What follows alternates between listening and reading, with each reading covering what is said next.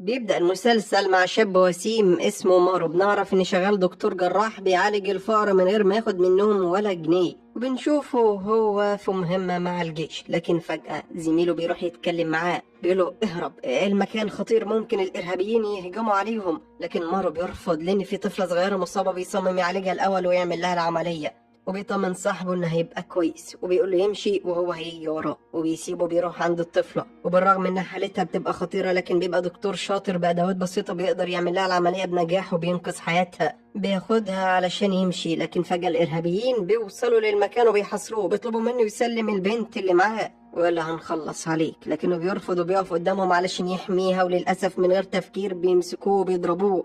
بيتصاب في كل جسمه واصابات خطيره، بيقع على الارض والكل يفتكر ان مات. بيقربوا منه لكن فجأة بيفوق كأن مفيش حاجة حصلت ليه. شكله بيتغير ولون عينيه بيتحول لوحش وبيقرر يندمهم.